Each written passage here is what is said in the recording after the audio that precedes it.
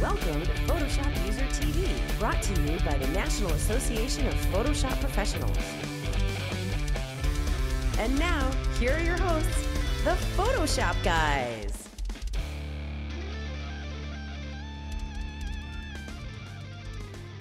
And welcome back, everybody, to another episode of Photoshop User TV, brought to you by...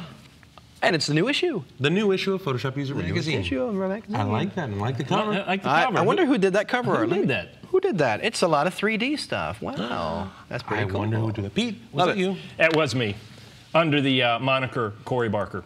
Wonderful. Anyway, welcome back, guys. I'm sitting in the front seat today, kind of driving the ship.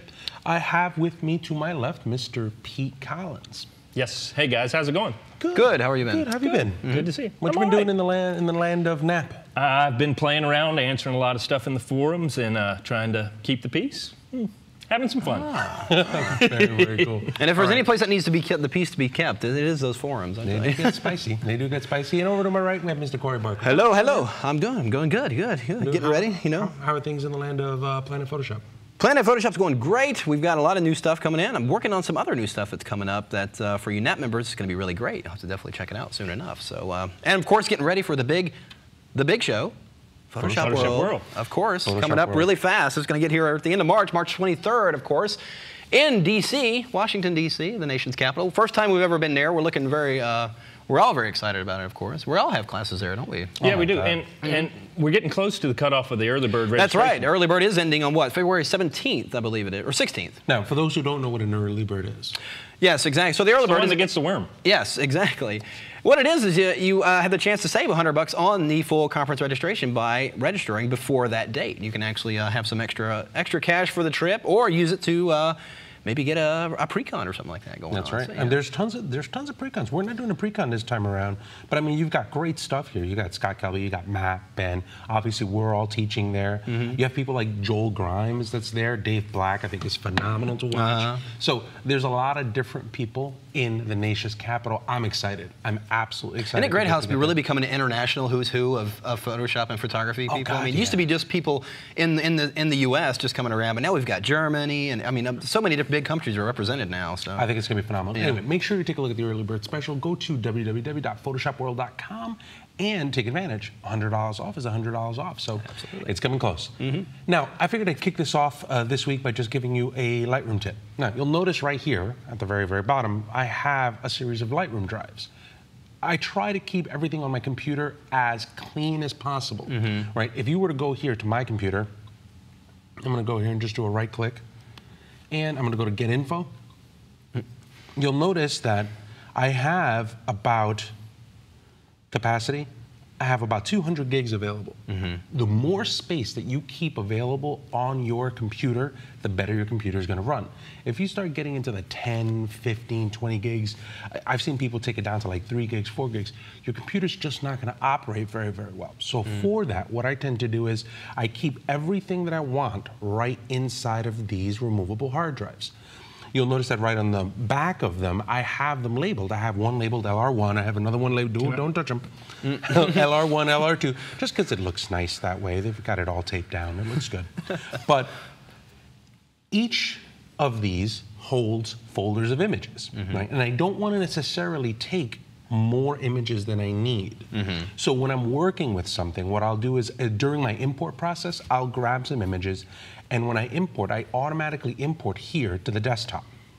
So you'll see right now I took a picture of, I have a folder called D4 and Others. I probably could have named it a little bit better, but for now I said, you know what, that's fine. Once that's imported, you'll see that under the currently importing, when you're importing, it shows all of the stuff that's coming in, and then you'll see that that turns into previous import over here. So previous imported, I have 605 pictures. Here's the deal. If I took those 605 pictures and I put them onto this removable drive, chances are, in actuality, only a few of these pictures are going to be pictures that I actually use. So why keep all of this stuff? Like, I found the shot that I like. That's right here. This one picture. So I did everything for one shot, that shot, right?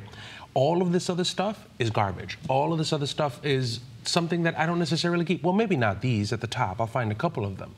But for the most part, a lot of that is stuff that I don't need. So if I start doing a backup or if I start moving stuff to external hard drives, it just complicates the matter because I start adding more garbage to these spaces. So what I'll do is I'll go through my process of taking these and flagging them as deleted and flagging them. And once I get everything all cleaned up, then I'll just do a right click, and in the middle of the right click, we'll go ahead and we'll select delete photos. I'm just gonna pretend that you didn't do that, Corey. Don't worry about it though, it's good. But so we have, so there's a couple extra hard drives that. Yeah, nothing to see there. But so I'll take all of this stuff and then I'll just delete it. Now, once all of that stuff is deleted, I'll grab this and I'll move this over to one of the hard drives. Now, just to simulate that, what I'm gonna do is this. I'm gonna grab this, I'm gonna go to a new folder, and I'm just gonna call this test. I'll grab this folder and I'll drag it in there. Why are your folders so tiny? I keep everything small so that I can get to it. See, look at that. All right, so anyway. So now, if I go back into Lightroom, you're gonna notice that it's gonna start throwing up a whole bunch of errors, right? It's offline or missing. Now, the good part about this is that I can still keyword, I can still tag, I can still sort, I can still move around, I can still create collections. I just can't do anything that requires the real file. So now this has been moved to another location. All I need to do is just right click on any one of the images and I'm gonna go to Go to Folder and Library. It brings me to where the folder is here on the left-hand side.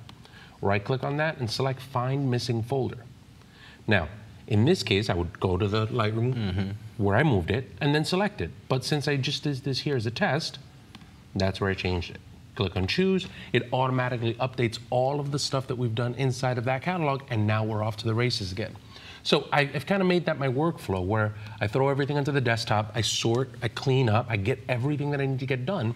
Then from there, I'll go ahead and finally move it to the removable hard drives. It makes it a little bit more economical, and it forces me to do cleanup on the front end, which is something that I have a really, really hard time doing. Not to mention, you have your images backed up on an extra drive, so you're not putting them at risk on your main system. Right, either. and at that point, I'll go ahead and I'll super duper or copy clone the external drives. Let me ask you a question, and this is something I want to know, is it better to put it on your desktop or your documents as far as allocating resources? Does desktop take more resources to have them on there? Yes, no, not particularly. You know what I tend to do is I don't like having my desktop cluttered. So the moment that I see something, I've seen people who have desktops that are just covered. It bugs me to no end. It's like an office, right? Yeah. It's like you go to somebody's desk and you see all of this stuff. I don't like that. So if it's in the desk, like right now I have this folder called Tracy, and this was a package that I got from a buddy, Tracy Alexander. See some pictures? No, I saw. Anytime you get something from Crazy Tracy, you know you got a problem. And like you mentioned, it was so taped up. You're like, you have to be a little suspect of like something like that. But anyway, we did test it for anthrax. Yeah, it was a good thing. You could take a look at it at my Google Plus post, gplusrc.com. We have something there. But the point with the desktop is I tend to keep everything clean. So the moment that something shows up on my desktop, it's automatically a to-do. For me, it can be dealt with. I need to deal with this that's on my desktop because I need to go back to Nothing be more annoying to look on your screen like, where is that folder? Where is that folder? Oh, that's craziness. The desktop is the spot where I put stuff that I need to do. Now, Pete, you have a quick tip. I was just looking at my desktop and thinking how clean it is. Speaking of cluttered desktops. Oh, we'll hide that real quick by hitting the F button. My tip is going to be about, I like to use guides and grids to help me when I'm laying out something. If I'm going to have to do a web page or anything like that, the guides and the grids can be very helpful. Well, let's say you're working on a background that's gray, and your default guides and grids tend to be a type of gray color. So if I go over here, if I just hit Control-R to get up my rulers, pop them up, and I can just grab a guide and drag it over. Well, the thing is, if I get that guide and put it over here in this gray area, it disappears. It's almost non-existent there. And I didn't mean to do that. I hate when I spin the thing. But the thing is, I can simply come in here, and if I double tap on the ruler itself, what'll happen is it'll bring up the Preferences menu real quick. I don't have to go up here into File, Preferences, and find them that way. And I just go to Guides and Grids.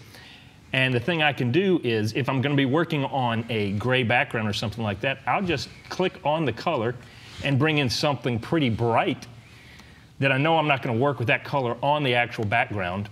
And now that guide should pop up nice and bright. Ah, and the nice thing is, Yes. You know what I do? You know what I do when I get into this problem? And I get into this rotation problem I hate that. all the time, dude, all the time. There is a fix for Here, that. do this. Double click on that. Nice. Yes. Isn't Hey, that hey, cool? hey, yeah. Little reset, little reset. Yeah, My dude. tip for today is that. The double click on that changes the rotation. It's cool. Well, and I especially like to do the same color change when I'm working on grids, because the same thing, let's see if I pop up over, if I go into view mode, and I'm going to say, I want you to show me the grid, you can't really see it. Even if I zoom in, it's hard to see. It's hiding in there. Well, Right. I'll do the same thing. I'll double click once I get on there, and I'll just go over to the grid and do the very same thing, and I'll find, let's change the color up a little. You know, we'll go with a bright red or something, and now those grids are nice and easy to see. And a lot of y'all may not know, once you get into the grids, you can change how many subdivisions you want. This is very helpful when you want to do like half sections, so you do an odd number so that you can get a nice split down the middle, and you can just simply type these in. I was actually saying earlier, if I do 55 instead of just 5, you know, you can get real minute. But anyway, And then you talk about grid lines for every yeah, specific you amount. can change your how far you want it pixels, you want it inches, you want it points. You've got all these quick changes here according to what your layout's going to be, and it's very easy to access just by clicking on the thing. You know when I use What do you want me to- pixels on the pixel side? When I you're use doing web pixel pages. stuff when I'm doing web pages. Yeah. Exactly. So Yeah. grid lines, whenever you have to do grid-based layouts, that's something that's really, really good. And you're going to notice that a lot of the times, because of compositing, you're seeing a lot more, and I think that's very, very timely that you cover that, because you're seeing a lot more and more that people are talking about photo compositing and doing things like that. Anything that has to do with compositing will almost always have gray in it, and it makes it really, Right. really hard to see. Yep. So being able to see it is something that you're going to want to do. Absolutely. Yeah. All right, well, let's go ahead and do this. Let's go ahead and take a quick break. And when we come back, we'll cover some tutorial. You have something for I us? have a feature tutorial, yes. I'm going to talk about creating kind of a virtual environment with some shadows and everything like that. It's pretty cool. Nice. We have a contest and more information to come. Stick around. We'll be right back. My name is Douglas Saunders. I'm a commercial advertising photographer. I may be Washington, D.C. based, but I take my assignments all over the world. We have a product, it's an iPad case, and I'll be showing you how to put together an entire ad shoot from pre-production to actual photo shoot to my post-production retouching process. You're going to learn about coming up with a creative concept, dealing with your clients, lighting on location, actually handling a photo shoot day with the multiple members of your crew and client on set, the retouching process. What do retouchers look for when you're delivering all the content they need to composite an image together in the end? You're going to see everything. Everything's going to be thrown up in the air, and we're going to put it all together piece by piece. If you're at all familiar with the type of work I do, come over to kelbytraining.com, check out my video, and see how I put an entire shoot together.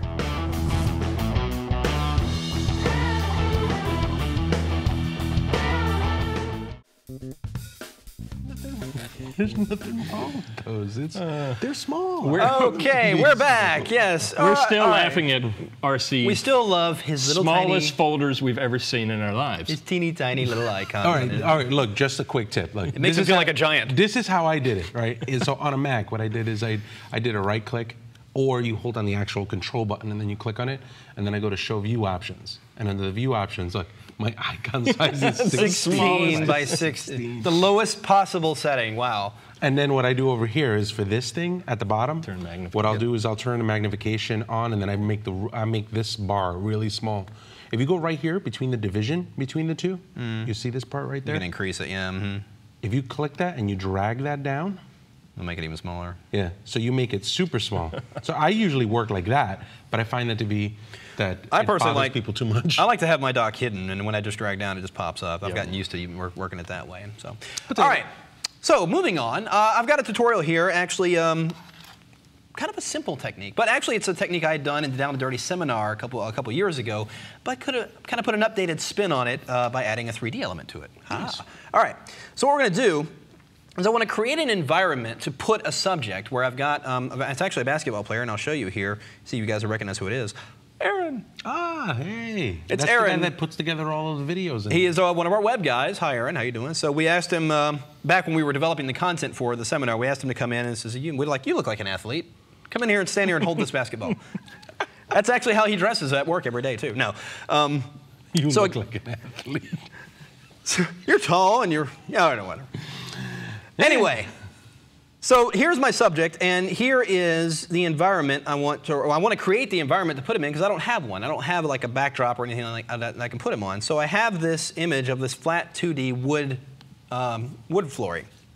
So I'm going to take this and go ahead and convert it into a 3D postcard. It's going to go to 3D, new 3D postcard from layer. You don't see any change, but you do see the layer convert into a 3D layer. So now it is in 3D space. So if I move it around, there you can see. Ooh. Ah. So let's take this 3D postcard and bring it over to my working layout here. This layout here, there we go. I'm going to go and turn that on. I'm actually going to go ahead and make the background black. So just select the background layer and press Command or Control-I, and that inverts the white to black. Quick little trick. Actually, I love that trick. I use it all the time. Learned it from Burt Monroy. It's like it's one of those simplest things. You're like, oh yeah, okay. So I got my black background. I'm going to reselect that 3D layer, and let's go over here and grab the 3D Object Rotate tool. And I'm just going to hold the Shift key down so it constrains my movement. I'm just going to click and drag up. And there we get really accurate perspective on our wood floor. Ah. So now I'm just going to take that and use my widget here and just nudge that down. And now we've got the floor in proper perspective. Now previously when I'd done the technique in the seminar, I actually manually distorted it. I put it in free transform and then used the perspective transform feature and just kind of did it like this. But using it this way, I'm getting the most accurate perspective I possibly can. Mm-hmm. So now let's go and grab our subject. Now I've gone ahead and extracted him from the white background for the sake of time here. So we'll go ahead and take that and drag and drop it over. And let's just go ahead and scale him so he kind of fits in the scene here. So he's like, he is the champion basketball player. There he is. Now, what is actually missing here to make him look like he's actually belonging in this environment? Obviously, it's a shadow. Yes. So, to make that shadow really quite simple, I'm just going to hold down the Command key and click directly on the layer containing my subject. And what it does is it makes an active selection. Make a new layer underneath, and I'm just going to press Option Delete and fill that layer with black. So if I turn this layer on above it off, you can see it's just a silhouette basically at this point. And what I'm going to do is put that duplicate layer in free transform mode and then grab the top middle control handle here and just drag down.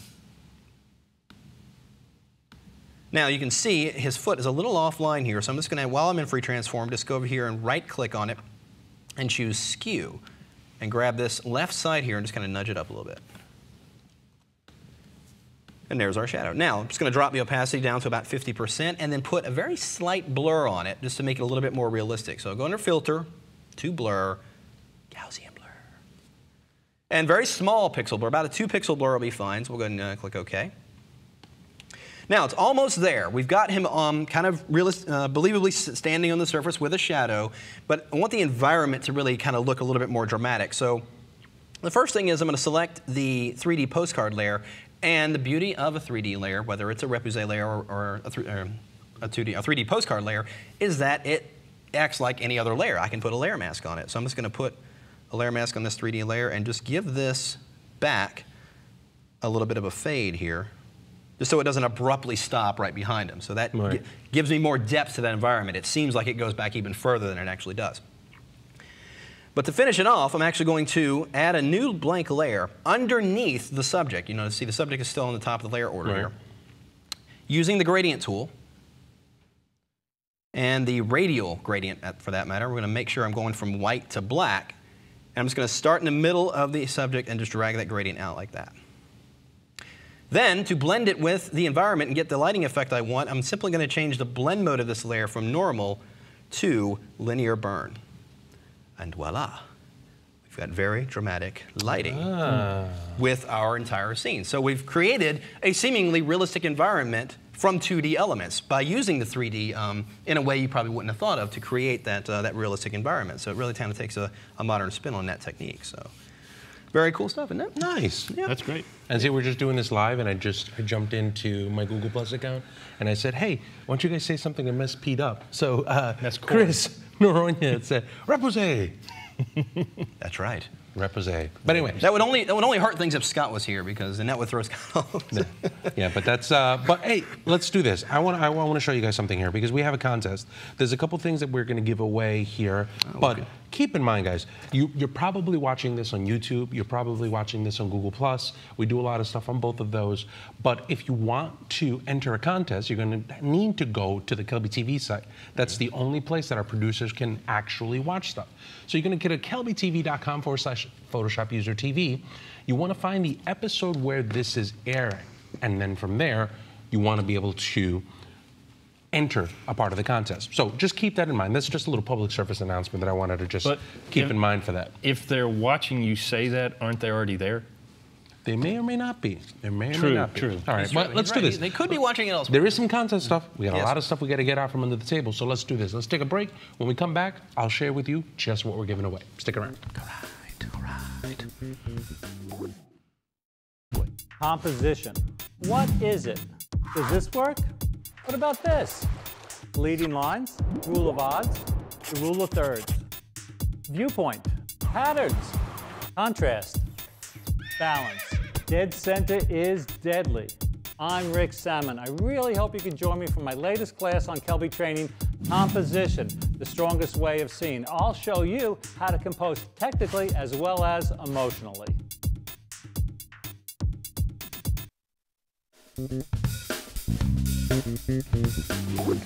Welcome back, everybody, to an episode of PhotoshopUser TV. I am here with Ms. Pete Collins and Corey Barker. Hello. Now, contest time. Contest. So we were talking about this earlier, and you had brought up a point where it's just like, well, aren't they watching? Are they not watching?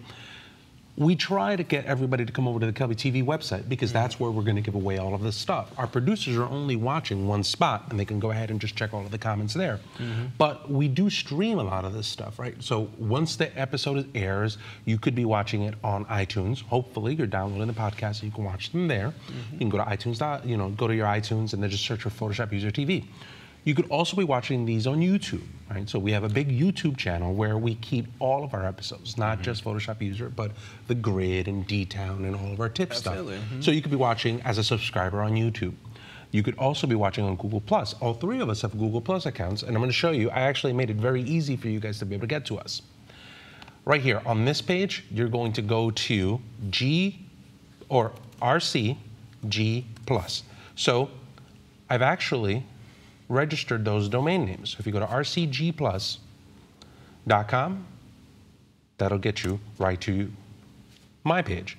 If you type in PeteGplus.com, that'll get you to Pete's.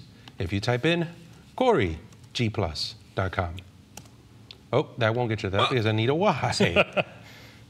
If you type in ScottGplus.com, that'll get you to Scott's. If you type in MattGplus.com. I'm sensing. That'll get you over to Matt. There's a pattern. There's a pattern here, yes. So you can get to any of these by just going over, just typing in RCG Plus, Matt G Plus. That makes it a lot easier rather than remembering on.to KLB, but it's capitalized.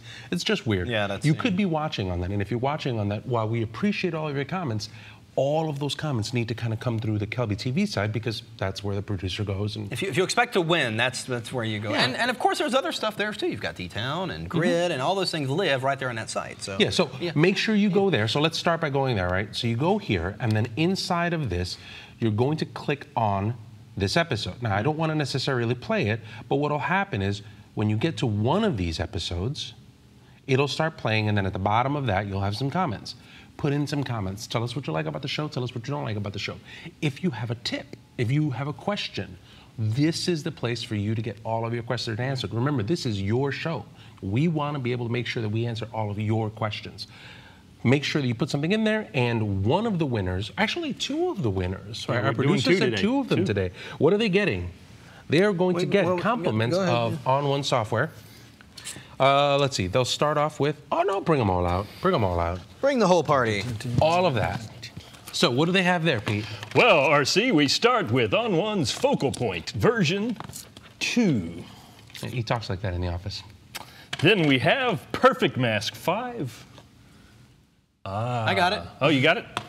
Next, Perfect Effects 3. Very nice. Awesome. Perfect Layers 2. And finally, Perfect Portrait 1. I'm sensing a theme in these titles. On One Software, great stuff. Make sure you take a look at them at ononesoftware.com. Thank you so much, guys, for sharing most of that stuff. But you know what? Let's get out of here. Yep. And on behalf of myself and Mr. Corey Barker. Thank you. And Mr. Pete Collins, thanks for stopping by. We will see you guys next week. Next time. Take care. Take care, guys.